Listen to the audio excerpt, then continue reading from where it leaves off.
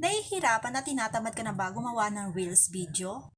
Dahil sa tingin mo ang tagal kumita dito? At sa tingin nyo ang unti lagi ng mga views ng video nyo? Hindi nyo ba alam na merong app na gamit ang TikTok account video nyo is kikita na kayo ng dollar? Take note, kahit konti lang ang views ng video nyo, basta matarget nyo yung hinihingi ng Sound.me is kikita kayo dito ng dollar.